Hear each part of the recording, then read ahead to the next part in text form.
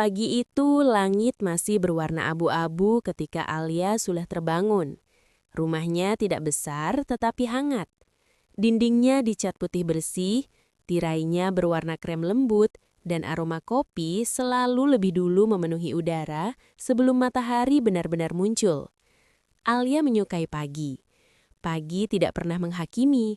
Pagi tidak pernah membandingkan siapa lebih sukses dan siapa yang tertinggal. Ia mengenakan gamis sederhana berwarna pastel dan hijab yang dililit rapi. Tidak ada perhiasan mencolok di tubuhnya, hanya cincin pernikahan tipis yang selalu melingkar di jari manisnya. Baginya itu sudah lebih dari cukup. Di dapur, ia menyiapkan sarapan dengan gerakan tenang. Telur dadar, sup hangat, dan roti panggang.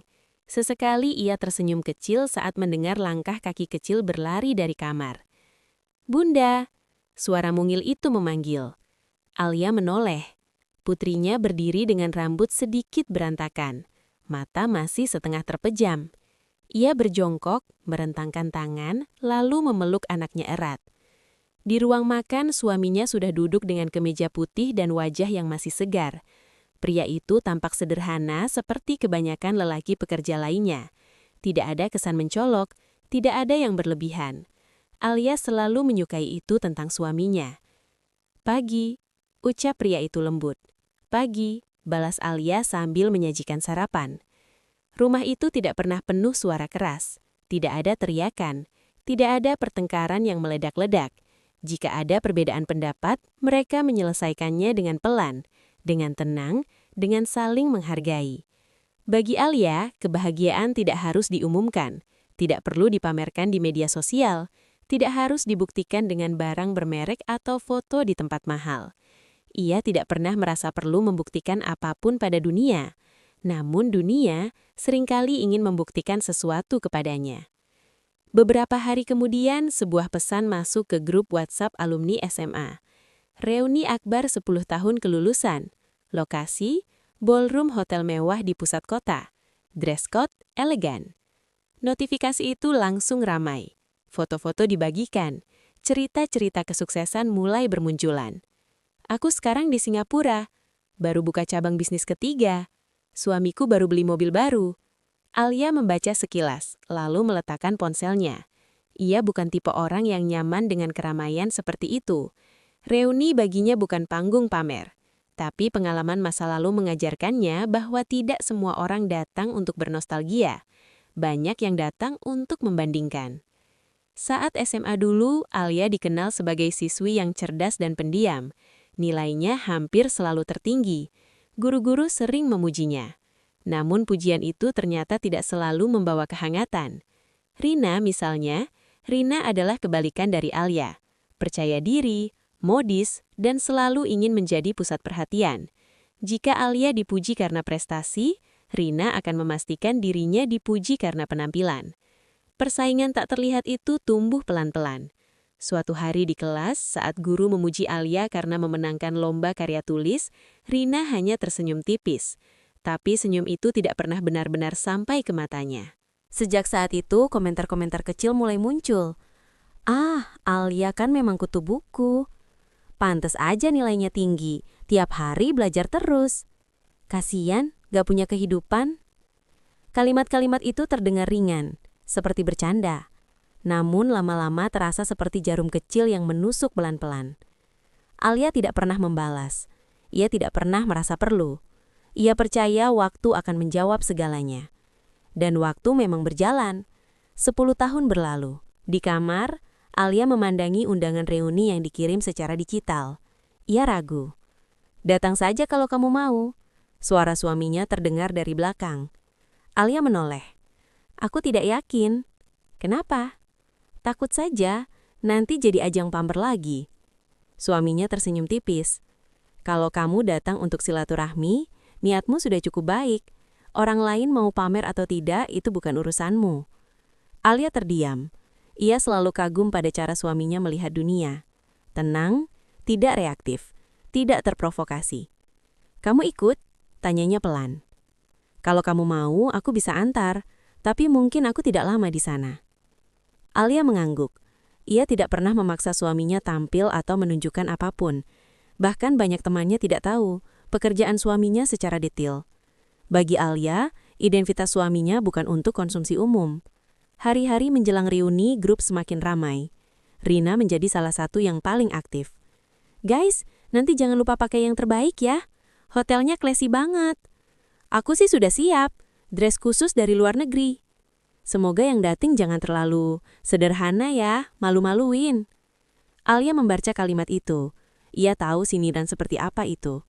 Namun ia hanya tersenyum kecil. Ia membuka lemari. Deretan pakaian tergantung rapi. Tidak banyak yang mahal, tetapi semuanya bersih dan terawat. Ia memilih satu gaun sederhana berwarna biru lembut. Tidak mencolok, tidak glamor, tapi anggun. Ia tidak ingin terlihat seperti orang lain. Ia ingin tetap menjadi dirinya sendiri. Malam sebelum reuni, ia duduk di tepi ranjang. "Kalau nanti ada yang bertanya soal pekerjaan kamu," tanyanya pada suami. "Jawab saja seperlunya." "Seperlunya?" "Ya, tidak perlu detail. Tidak semua orang perlu tahu semuanya." Alia mengangguk pelan. Suaminya bukan orang yang suka sorotan. Meski jabatannya tinggi, ia tetap memilih hidup sederhana. Bahkan di lingkungan kerja, banyak yang tidak menyangka latar belakang keluarganya. Ia percaya, semakin tinggi posisi seseorang, semakin ia harus merendah. Dan Alia belajar banyak dari itu. Hari reuni akhirnya tiba. Ballroom hotel itu memang megah. Lampu kristal bergantung indah. Karpet merah membentang. Musik lembut mengalun. Mobil-mobil mewah terparkir berjejer. Alia turun dari mobil dengan langkah tenang. Suaminya mengantarkannya sampai pintu. "Aku jemput nanti," ucapnya. Alia mengangguk. "Terima kasih." Ia menarik napas panjang sebelum masuk. Di dalam, suasana ramai. Tawa, suara sepatu hak tinggi, parfum mahal bercampur menjadi satu. Beberapa pasang mata langsung menoleh. Alia berjalan perlahan. Ia tersenyum pada wajah-wajah yang dikenalnya. Beberapa menyambut hangat. "Ya ampun, Alia, kamu masih sama seperti dulu." Namun tidak semua tatapan sehangat itu. Di sudut ruangan, Rina berdiri dengan gaun berkilau. Rambutnya ditata sempurna. Tangannya menggenggam tas bermerek. Tatapan mereka bertemu. Rina tersenyum. Senyum yang terlalu manis untuk terasa tulus. Alia tahu, malam itu mungkin tidak akan sesederhana yang ia harapkan. Namun ia tetap melangkah masuk. Dengan kepala tegak, dengan hati yang tetap tenang. Karena ia tidak datang untuk membuktikan siapa yang paling berhasil. Ia datang hanya sebagai Alia, perempuan sederhana, yang tidak pernah merasa perlu menjadi orang lain untuk dihargai. Dan tanpa ia sadari, malam itu akan menjadi malam ketika semua orang akhirnya mengetahui siapa dirinya sebenarnya. Alia melangkah lebih dalam ke ballroom. Musik instrumental mengalun pelan, lampu kristal berpendar lembut di langit-langit tinggi. Dan meja-meja bundar tertata rapi dengan taplak putih mengkilap. Semua tapak mewah, terlalu mewah untuk sekadar reuni. Beberapa teman lama menghampiri Alia lebih dulu. "Kamu apa kabar? Sekarang tinggal di mana? Anaknya berapa?" Pertanyaan-pertanyaan ringan itu membuatnya sedikit nyaman. Ia menjawab dengan senyum, seperlunya, tidak berlebihan. Ia tidak pernah pandai membesar-besarkan cerita. "Aku di sini saja, di kota ini," ucapnya lembut. "Anak 2.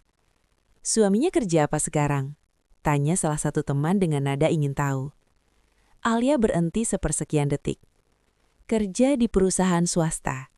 Jawaban itu sederhana, sengaja sederhana. Temannya mengangguk. Tapi sebelum percakapan berlanjut, suara tepukan tangan terdengar dari tengah ruangan. Rina berdiri. "Teman-teman?" Suaranya nyaring, percaya diri seperti dulu.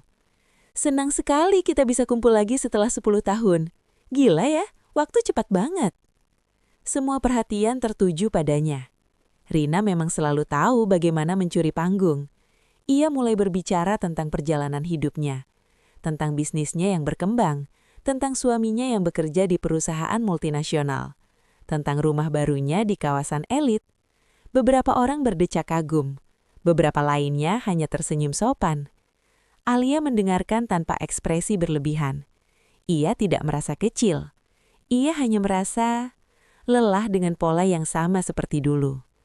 Setelah Rina selesai berbicara, sesi bebas dimulai. Orang-orang kembali bercampur, berfoto, tertawa. Rina berjalan mendekat ke arah meja tempat Alia duduk. Sepatunya berdetak pelan di lantai marmer. "Alia?" sapanya manis. Alia menoleh dan tersenyum. "Rina, kamu kelihatan nggak banyak berubah." Kalimat itu terdengar netral, tapi nada suaranya tidak. Alia hanya tersenyum tipis. "Iya, mungkin." Rina menarik kursi tanpa diminta dan duduk tepat di depannya. "Jadi suamimu nggak datang? Ada urusan kerja?" "Oh." Rina mengangguk pelan, lalu menyesap minumannya. "Kerja apa sih sebenarnya?" "Di perusahaan swasta." "Perusahaan apa?" Alia bisa merasakan beberapa pasang mata mulai melirik. Percakapan itu perlahan menjadi tontonan kecil. "Perusahaan biasa," jawab Alia tenang. Rina tertawa kecil. "Kok misterius banget sih?" Beberapa orang ikut tersenyum. Rina melanjutkan, suaranya sedikit lebih keras, cukup untuk didengar meja sebelah. "Dulu kamu paling pintar di kelas. Semua guru yakin kamu bakal jadi orang besar. Aku kira kamu bakal punya karir gemilang atau menikah dengan pengusaha hebat." Ia menatap Alia dari atas ke bawah. "Tapi ternyata kamu memilih hidup sederhana ya." Kata sederhana itu terdengar seperti vonis. Ruangan terasa sedikit lebih dingin. Alia menegakkan punggungnya. Ia tidak ingin terlihat goyah. "Hidup tenang itu cukup untukku," jawabnya pelan. Rina tersenyum miring. "Tenang atau pasrah?" Beberapa orang terkesiap kecil. Salah satu teman mencoba mencairkan suasana. "Sudahlah Rin, yang penting bahagia." "Tentu," sahut Rina cepat. "Aku cuma penasaran saja. Soalnya dulu dia yang paling ambisius. Masa sekarang biasa saja?" Kata-kata itu seperti lembaran lama yang sengaja dibuka kembali. Alia teringat masa SMA. Ia memang punya mimpi besar. Ia ingin melanjutkan studi tinggi, bekerja, membangun sesuatu dari nol. Namun hidup membawanya ke jalan berbeda.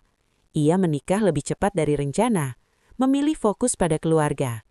Bukan karena gagal, tapi karena pilihan. Namun tidak semua orang mengerti bahwa pilihan tidak selalu berarti kekalahan. Rina bersandar di kursinya. "Jujur saja ya Li, aku sempat iri dulu. Semua orang memujimu. Sekarang rasanya ya sudah." Hidup memang lucu. Tawa kecil terdengar lagi. Alia bisa merasakan dadanya mengencang. Ia tidak marah, tapi ia dipermalukan. Di depan banyak orang, tanpa alasan yang benar-benar perlu. "Aku ikut senang kalau kamu bahagia, Rin," ucap Alia pelan. "Bahagia?" Rina tersenyum lebar. "Oh, tentu saja. Aku sangat bahagia. Suamiku sukses, rumah besar, mobil 2, hidupku lengkap." Kalimat itu seperti daftar pencapaian. "Kalau kamu?" Rina memiringkan kepala. "Apa yang bisa kamu banggakan?" Pertanyaan itu menggantung di udara. Beberapa orang mulai tidak nyaman, tapi tidak ada yang benar-benar menghentikan. Alia menggenggam ujung taplak meja pelan. "Aku bersyukur," jawabnya singkat. Rina mengangkat alis. "Bersyukur saja." Tawa kecil kembali terdengar. Dan disitulah sesuatu dalam diri Alia mulai retak. Ia tidak pernah keberatan hidup sederhana. Ia tidak pernah iri pada kemewahan orang lain. Tapi dipertontonkan seperti ini, seperti tidak punya nilai. Itu menyakitkan. "Aku izin ke toilet," ucapnya akhirnya. Ia berdiri sebelum ada yang menahan. Langkahnya cepat namun tetap berusaha terlihat tenang. Begitu pintu toilet tertutup, napasnya terlepas. Air matanya jatuh. Bukan karena hinaan tentang uang. Bukan karena sindiran tentang karir. Tapi karena nada meremehkan yang sama seperti 10 tahun lalu. Seolah ia tidak pernah cukup. Ia menatap bayangannya di cermin.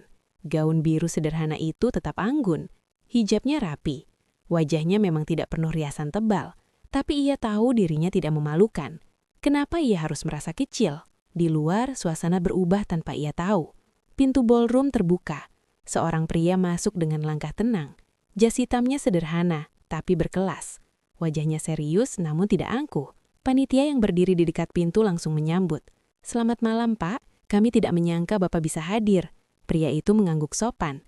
"Saya hanya ingin menjemput istri saya." Beberapa orang yang mendengar langsung menoleh. "Itu bukannya..." bisik seseorang. "Iya, itu komisaris utama perusahaan sponsor acara ini." Nama perusahaan itu terpampang besar di backdrop panggung. Perusahaan yang baru saja menjadi pemilik saham mayoritas di beberapa proyek besar kota. Rina yang sedang berdiri bersama teman-temannya ikut menoleh. Wajahnya berubah. Pria itu berjalan masuk lebih dalam. Tatapannya menyapu ruangan dengan tenang. Tidak mencari perhatian. Tidak tersenyum berlebihan. "Saya mencari Alia," ucapnya pada panitia. Rina mendengar jelas. "Alia?" Suaranya tercekak. Beberapa orang mulai berbisik lebih keras. Pria itu berdiri tegak di tengah ruangan. "Saya suaminya." Kalimat itu sederhana, tapi efeknya seperti petir. Rina membeku. Alia yang baru keluar dari toilet berhenti di ambang pintu ketika melihat suaminya berdiri di tengah ballroom.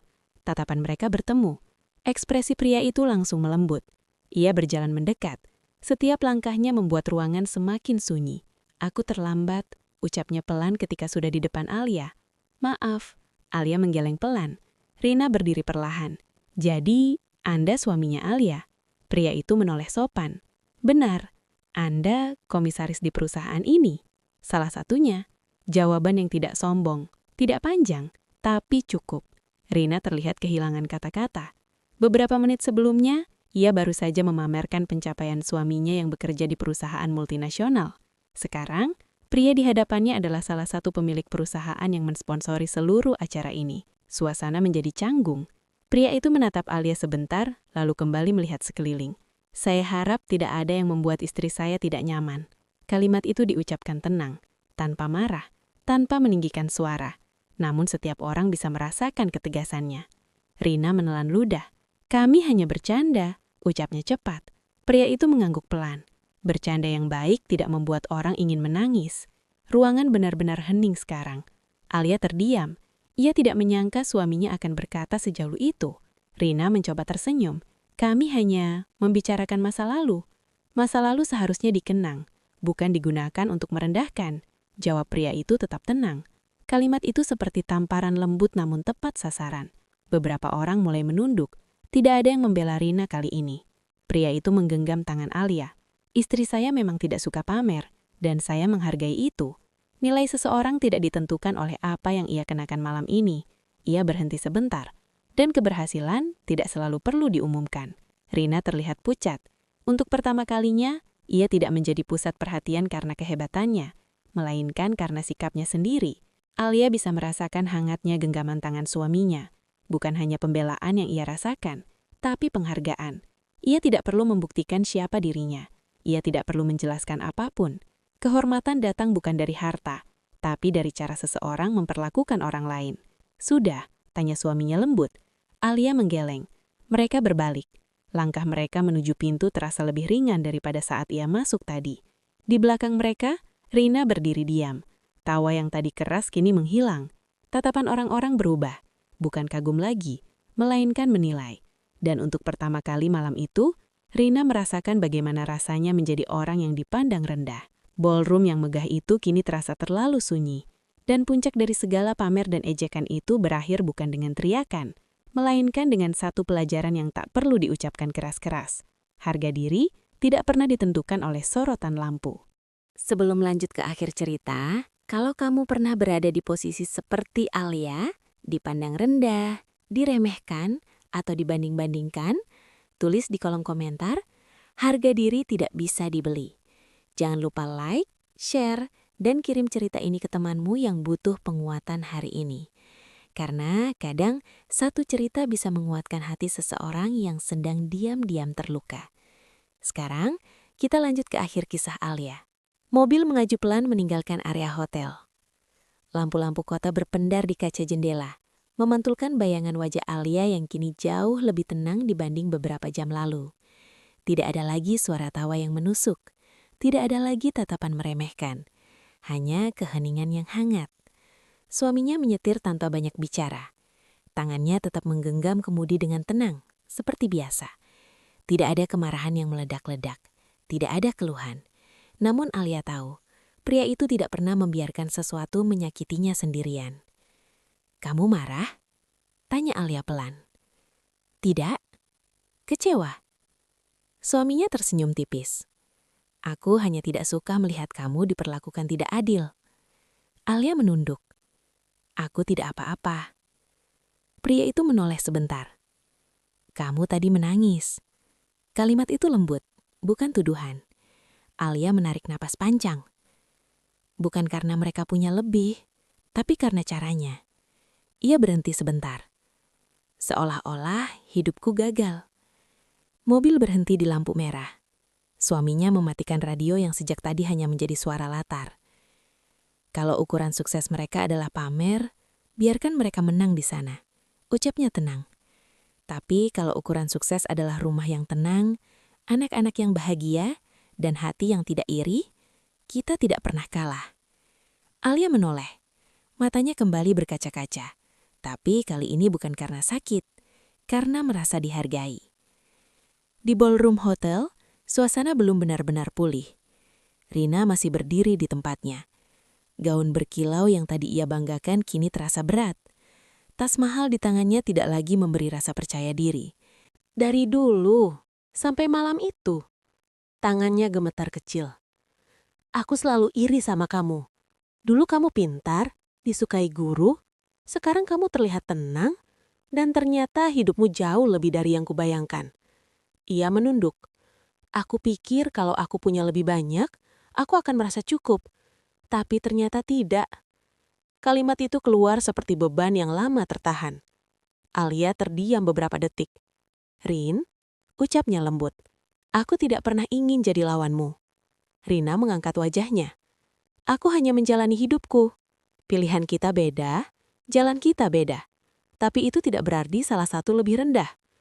Air mata Rina jatuh. Untuk pertama kalinya, bukan karena malu dipermalukan, tapi karena menyadari kesalahannya sendiri.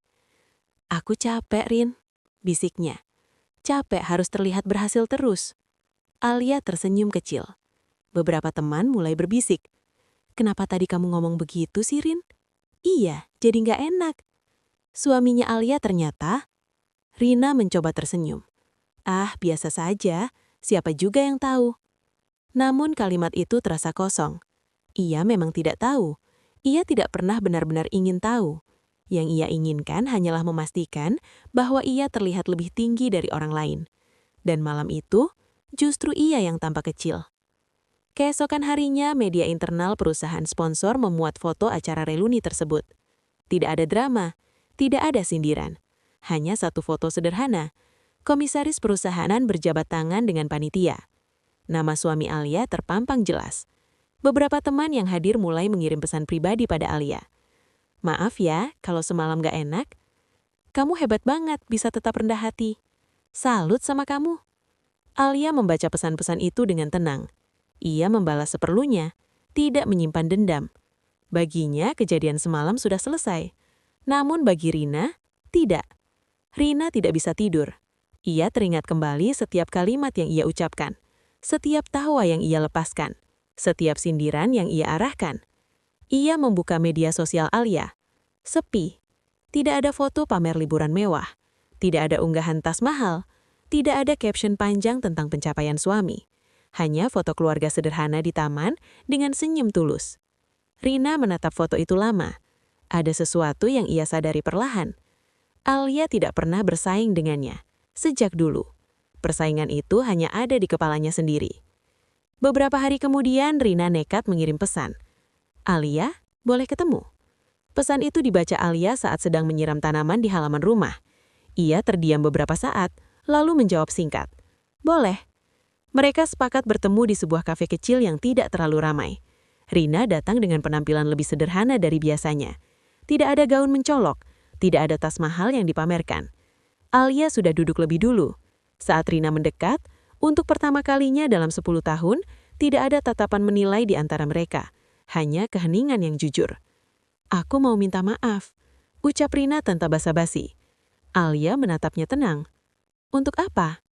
Untuk semuanya. Kamu tidak harus terlihat berhasil untuk berharga. Kafe kecil itu menjadi saksi percakapan yang jauh lebih penting daripada seluruh kemewahan ballroom beberapa malam lalu. Waktu berlalu. Hubungan mereka tidak langsung menjadi sangat dekat, tapi tidak lagi dipenuhi rasa iri. Rina mulai belajar menahan diri dari membandingkan, dan Alia tetap seperti biasa, sederhana, tenang. Namun semakin hari semakin banyak orang mengetahui siapa suaminya sebenarnya. Bukan karena diumumkan, tapi karena prestasinya sendiri memang tidak bisa disembunyikan selamanya. Yang membuat banyak orang heran adalah satu hal, Mengapa Alia tidak pernah berubah? Ia tetap belanja di tempat biasa, tetap mengantar anaknya sendiri, tetap tersenyum pada tetangga tanpa merasa lebih tinggi. Suatu sore, salah satu tetangga berkata, "Bu, kalau saya di posisi ibu, mungkin sudah beda." Alia tersenyum. "Kalau saya berubah hanya karena tahu orang lain tahu siapa suami saya, berarti dari awal saya tidak benar-benar kuat." Malam itu, di rumahnya yang hangat, Alia duduk di teras bersama suaminya. Angin berhembus pelan. "Kamu menyesal datang ke reuni?" tanya suaminya. Alia menggeleng. "Tidak." "Kenapa?" "Karena kalau tidak datang, aku tidak akan tahu bahwa aku sudah tidak lagi terluka oleh hal-hal seperti itu." Ia tersenyum. "Dan aku belajar sesuatu." "Apa?" "Bahwa diam bukan berarti lemah, tapi tahu kapan harus tetap berdiri." Suaminya menggenggam tangannya. Lampu teras menyinari wajah mereka dengan lembut. Di kejauhan suara anak-anak tertawa dari dalam rumah.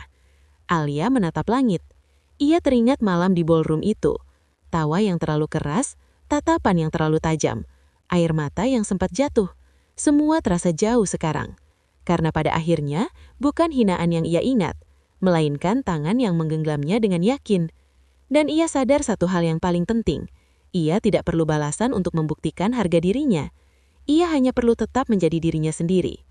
Namun takdir memang punya caranya sendiri untuk membalas. Beberapa bulan kemudian, perusahaan suaminya mengadakan acara amal besar di kota yang sama. Banyak tokoh penting hadir. Media meliput. Di antara para tamu undangan, Rina datang sebagai perwakilan komunitas bisnisnya. Kali ini tidak ada sindiran, tidak ada tawa mengejek.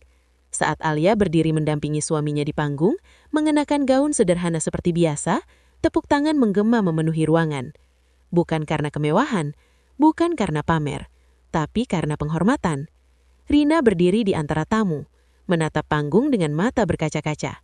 Ia tidak lagi merasa ingin lebih tinggi, ia hanya merasa ingin belajar. Dan saat tepuk tangan itu semakin keras, Alia menatap suaminya. Pria itu tidak melihat ke arah sorotan kamera, ia hanya menatap Alia, seolah berkata tanpa suara, "Kamu tidak pernah kecil." Lampu-lampu panggung menyala terang benderang, tepuk tangan menggema panjang. Dan di tengah gemuruh itu, Alia berdiri dengan kepala tegak, bukan karena dunia akhirnya tahu siapa ia, tapi karena sejak awal ia sudah tahu siapa dirinya. Dan harga diri itu tidak pernah dan tidak akan pernah ia jual kepada siapapun.